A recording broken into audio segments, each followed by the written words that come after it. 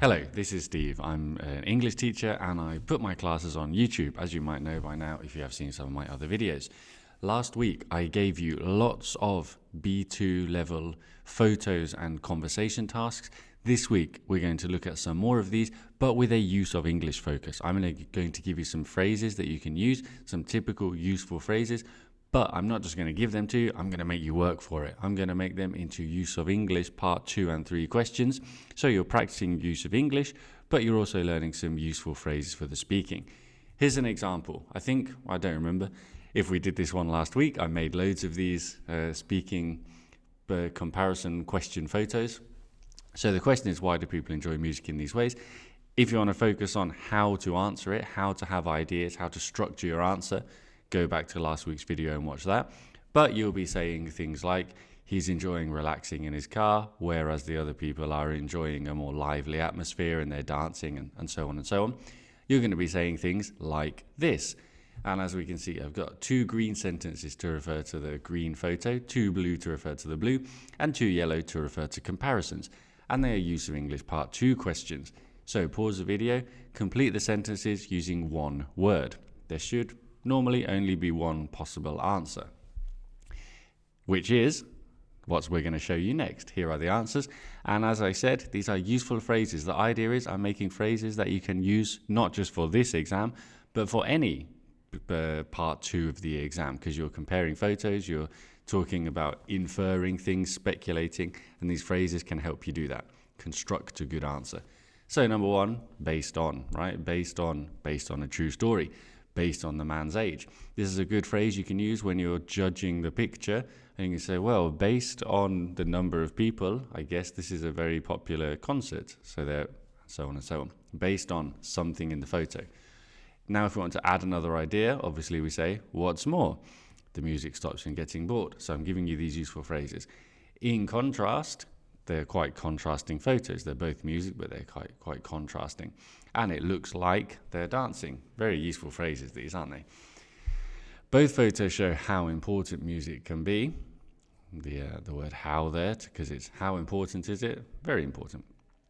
And they're having a good time. Again, a nice phrase you could use in lots of photos, because the people are normally happy in these photos because it's a nice positive exam. They're having a good time, or they're having a better time in one photo than the other. Pretty useful. Here's another example. Why do people play these types of games? And we can see 2 different video games. One sort of strategy, conquest, map, and the other looks like football with some strange thing on the screen there, but you get the idea. And here are some things you might say. This time it's use of English part 3. Same idea, 2 sentences for each and 2 comparing, but it's use of English part 3, so you need to transform the word given using the root into a similar word that fits the sentence. Pause the video, here come the answers. Of course, these games are satisfying. And again, this is not just good for this type of photo. There are many photos where someone is doing something satisfying. Any kind of work they're doing or hobby, you could say it is satisfying. It's a nice point to make about many photos, about why people do things. And you might be passionate about something in the photo. So again, a nice expression you can use. Who likes to do these things? Sports enthusiasts. Lovely expression that you could use again for different photos, not just sports enthusiasts, but video game enthusiasts or technology enthusiasts. Or why are they popular? Their popularity may be due to the fact that, lovely expressions for you here, you can escape reality and you need faster reactions. So just some comparatives there. Again, you can see my technique. Trying to say something similar, they both do this, but in this one you have to have faster reactions. So a little comparison. I'm using the functions that they want me to use in this part of the exam. Let's do a couple more. Now we have got people visiting popular destinations for a day out. Why are they popular? And again, if you want to do the speaking exam, pause the video, speak for 1 minute, use my technique that I've been saying. 2 points about this photo, why is this popular? 2 points about this photo, why is it popular? And if possible, a couple of comparisons. One is more, one is less. They're both da-da-da. If you say 6 things in 1 minute, you've done very well. If you can connect them together, even better. You might say things like this. Use of English part 2. We know how this works by now. Pause the video and complete the sentences with one word.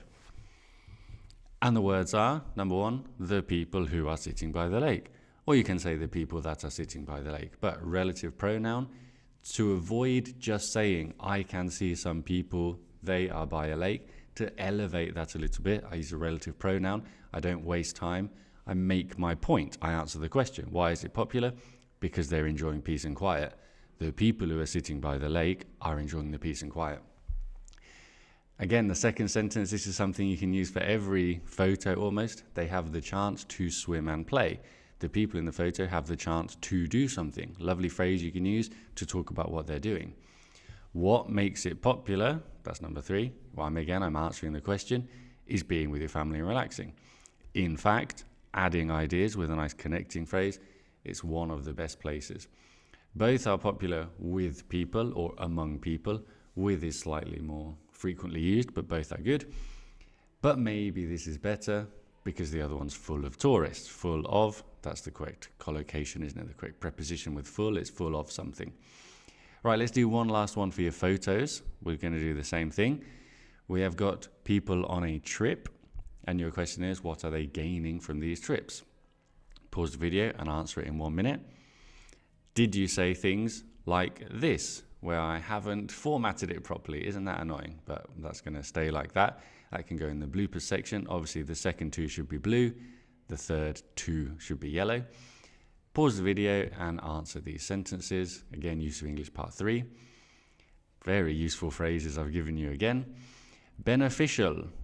Many times in these photos, you have to say something is beneficial, something is good, something is useful. Beneficial, great expression to use.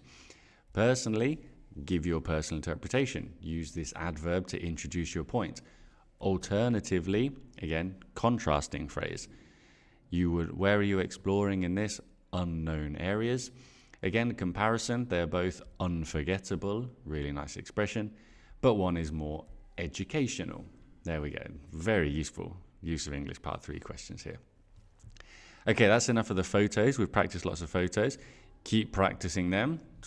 Pause the video. Why did they choose to eat lunch in these ways? Try and use some of the expressions that I've been giving you, some of these useful, coherent, phrases for building it together, technique for how to talk for 1 minute clearly. Try and use these things you're learning. You can also try this one about music again and how it's affecting people's moods. And we're now going to move on to part 3. So these are the ones we did last week. These are our ideas. Quitting social media, this one's a new one. If you want to try this one, talk together, think about what points you would make, how you would pass on the conversation like we have to do in part 3. Studying abroad for a term, this one we're going to look at in a bit more detail then, because what I've got this time is the same again, some points I would make about each of the things you need to talk about for this part 3, but I've made it into a use of English part 3 and use of English part 2 question. So pause the video and work through these. If I give you the word, it's use of English part 3, you need to transform it.